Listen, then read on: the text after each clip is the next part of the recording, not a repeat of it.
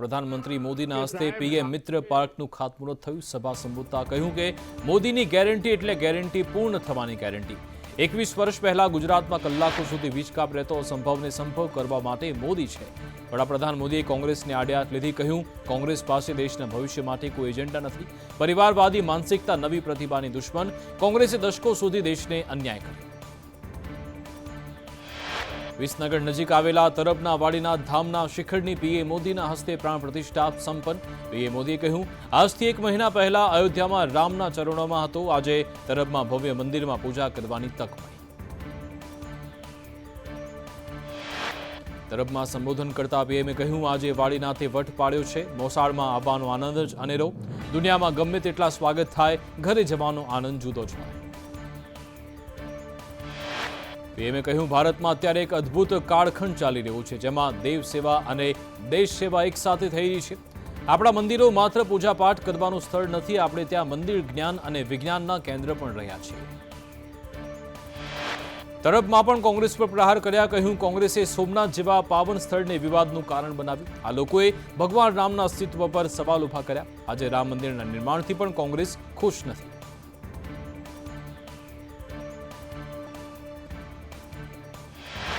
વધુમાં પીએમ મોદીએ કહ્યું કે કોંગ્રેસે ડીસાના એરફોર્સ સ્ટેશનના વિકાસમાં અડચણ ઊભી કરી, પરંતુ હું પીએમ બન્યો પછી ડીસાના રનવેનું આજે લોકાર્પણ થયું। ભવિષ્યમાં ડીસામાં એરફોર્સનું મોટું કેન્દ્ર પણ વિકસિત થશે। અમદાવાદમાં નરેન્દ્ર મોદી સ્ટેડિયમમાં GCMMFની ગોલ્ડન જ્યુબિલીની ઉજવણી થઈ। વડાપ્રધાન મોદીએ 1.25 લાખ પશુપાલકોનું અભિવાદન ઝીલ્યું। મુખ્યમંત્રી ભૂપેન્દ્ર પટેલ અને CR પાટીલ પણ અહીંયા હાજર રહ્યા। પીએમે કહ્યું અમૂલ એટલે વિશ્વાસ, વિકાસ, જનભાગીદારી, ખેડૂતોનું સશક્તિકરણ, આત્મનિર્ભર ભારતની પ્રેરણા। 10 વર્ષમાં ભારતના દૂધ ઉત્પાદનમાં 60%નો વધારો, ભારતમાં ડેરી સેક્ટરનો વિકાસ દર 6%। વડાપ્રધાને કહ્યું અમૂલની આ સફળતા માત્ર નારી શક્તિના કારણે 10 લાખ કરોડ ટન ઓવરવાળી ડેરી સેક્ટરની મોટી કરતા ધરતા આપણી માતાઓ અને બહેનો। અમૂલ દુનિયાની 8મી સૌથી મોટી ડેરી આપણે 1 નંબર પર લઈ જવાની છે। પશુપાલકો માટે 30,000 કરોડનું એક અલગ ફંડ પણ બનાવ્યું।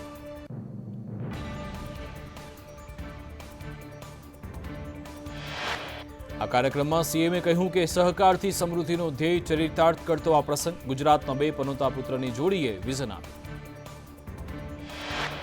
નાની ડેરીથી શરૂઆત, આજે વિશ્વનો સૌથી મોટો પરિવાર થયો। દૂધ ઉત્પાદનના વેચાણ માટે 1973માં ફેડરેશન બનાવ્યું।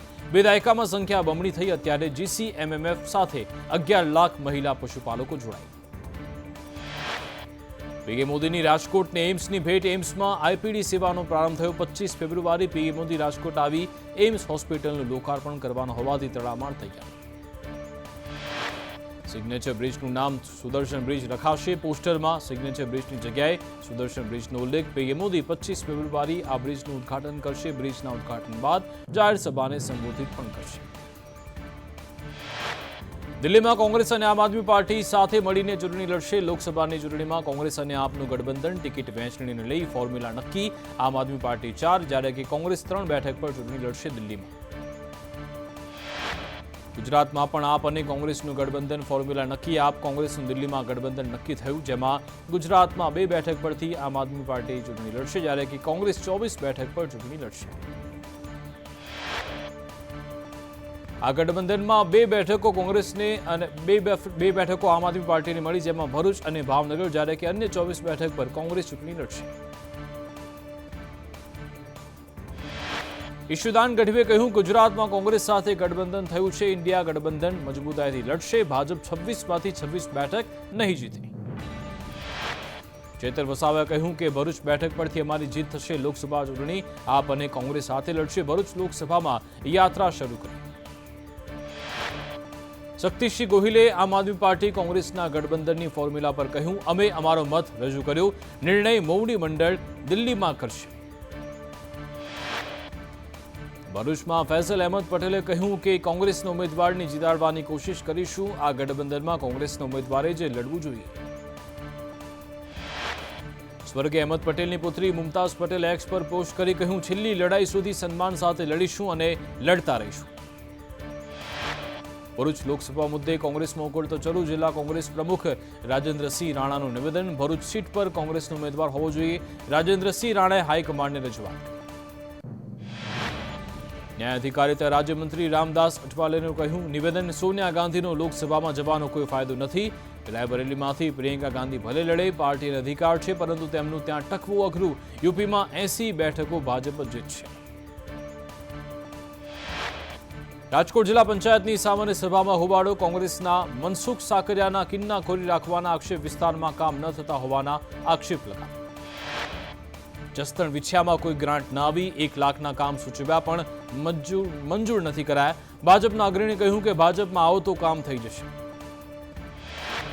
ભાવનગરમાં પડતર પ્રશ્નોને લઈ સફાઈ કામદારોમાં રોજ 700 જેટલા કર્મચારીઓ સફાઈ કામ બંધ રાખી ધરણા પર બેઠા. સફાઈ કર્મચારી દ્વારા અચોક્કસ મુદ્દતની હડતાળ. અટકાયત, કાયમી શિક્ષકો ભરવાની ઉમેદવારોની માંગ. ભાવનગરમાં દબાણ હટાવવા ગયેલી ટીમ સાથે રકઝક, દુકાનધારક મહિલાએ મનપાની ટીમનો ઉધડો લીધો. રસ્તામાં અડચણરૂપ દબાણ હટાવતા મહિલા ઉગ્ર બની. પાટણમાં અનાજના સંચાલકો પર ભ્રષ્ટાચારના આક્ષેપ, રેશન કાર્ડ દીઠ 1 કિલો અનાજ ઓછું આપતા હોવાનો આક્ષેપ. સંકેશ્વરના પિરોજપુર ગામના લોકોએ મામલતદારને અનેકવાર રજૂઆત કરી, ન્યાય ન મળે તો ઉગ્ર આંદોલનની પણ ચીમકી. ભુજ સાબરમતી ઇન્ટરસિટી ટ્રેન બંધ થતા કચ્છને અન્યાય થયો. અનેક રજૂઆત બાદ ભુજ અમદાવાદ વચ્ચે ટ્રેન ચાલુ કરાયેલી ટ્રેન બંધ થઈ. પુનઃ ઇન્ટરસિટી ચાલુ કરવા લોકમાંગ. ટેક્સ ન ભરનાર સામે કલોલ નગરપાલિકાની લાલાંક, ટેક્સ ન ભરતા 2 મિલકતને સીલ કરી. અર્બુદા એમ્પોરિયમ તથા વૈભવ કોમ્પ્લેક્સના ભોંયના સીલ કર્યા. નગરપાલિકાએ 1800 બાકી મિલકત ધારકોની નોટિસ પણ ફટકારી. ફ્લાવર શોની સફળતા બાદ હવે બોન્સાઈ શો અમદાવાદમાં સિંધુભવન ઓક્સિજન પાર્કની બાજુમાં યોજાશે. બોન્સાઈ શો 10 થી 200 વર્ષ સુધીના વૃક્ષો મુકાશે પ્રદર્શનમાં. મુલાકાતી માટે એન્ટ્રી ફી 50 રહેશે. આણંદના સલાટિયા વિસ્તારમાં તંત્રની બેદરકારી, વર્ષ 2012માં 308 આવાસ બનાવની પ્રોજેક્ટની કામગીરી છેલ્લા 6 વર્ષથી અધૂરી. આવાસ લાભાર્થીઓને મળવાની જગ્યાએ અસામાજિક તત્વોનો અડ્ડો બન્યો. ભાવનગર યાર્ડમાં સતત બીજા દિવસે ડુંગળીની હરાજી બંધ. ડુંગળીની નિકાસબંધીને લઈ અસમજતા અરાજકતા પણ જોવા મળી. તળાજા, મહુવા સહિત અન્ય યાર્ડમાં હરાજી બંધ. ડુંગળી નિકાસની છૂટની માત્ર મૌખિક જાહેરાત, જેથી ખેડૂતો પરેશાન. લીંબડી સુરેન્દ્રનગર હાઈવે પર નર્મદા કેનાલમાં ગાબડું, હજારો લીટર પાણીનો વેડફાટ. ખેડૂતોની નર્મદા કચેરીમાં રજૂઆત છતાં આંખ આડા કાન. સરદાર સરોવર નર્મદા ડેમમાં 70% પાણીનો સંગ્રહ. સરદાર સરોવર નર્મદા ડેમની સપાટી 129.45 મીટર. કેનાલમાં પાણી છોડવા CHPH ચાલુ રખાયા. નર્મદા ડેમનું રિવરબેડ પાવર હાઉસ બંધ કરાયું. CHPH પાવર હાઉસના 3 ટર્બાઇન ચાલુ. વીજ ઉત્પાદન 19,812 ક્યુસેક પાણી નર્મદા કેનાલમાં છોડાયું. નર્મદા બંધના ઉપરવાસમાંથી 15,630 ક્યુસેક પાણીની આવક. પાલનપુરના કાણોદરમાં ફૂડ વિભાગના દરોડા. નમસ્તે બાદ સ્ટીમુલ ઘીની ફેક્ટરી પર દરોડા. સ્ટીમુલ ઘીની ફેક્ટરીમાંથી ઘીના સેમ્પલ લીધા. શંકાસ્પદ ઘીના સેમ્પલ લઈ મોકલાયા પરીક્ષણમાં. સુરતમાં ફરી એકવાર સુવાલી બીચ ડેવલપ કરવાનો પ્રયત્ન. 2008-9માં જાહેરાત બાદ પ્રોજેક્ટને પડતો મુકાયો હતો. ફરી આ સ્થળને પિકનિક સ્પોટ તરીકે વિકસાવવા વિચારણા. બીચના વિકાસ માટે સુડાએ 10 કરોડ મંજૂર કર્યા. સુરતમાં BRTS રૂટને લઈ આખરે મેયર અને સ્ટેન્ડિંગ કમિટી ચેરમેન ઊંઘમાંથી જાગી.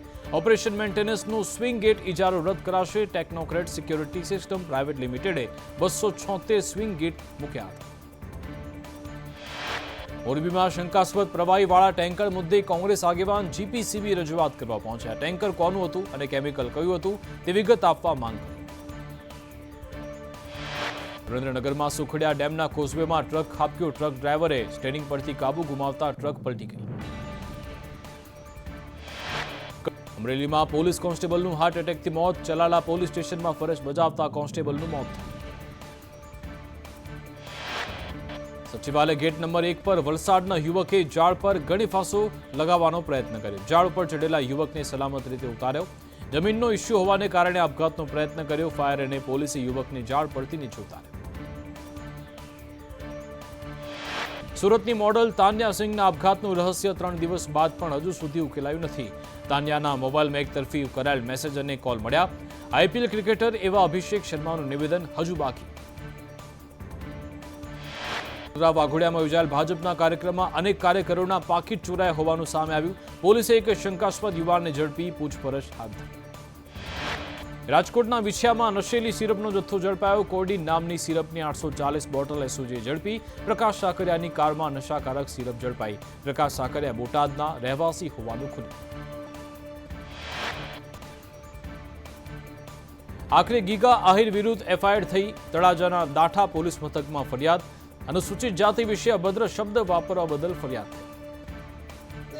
મધ્યસ્થ સહકારી બેંકમાં ચોરીનો પ્રયત્ન. બેંકની દિવાલમાં બાકોરું પાડી તસ્કરોએ અંદર ઘૂસવાનો પ્રયત્ન કર્યો.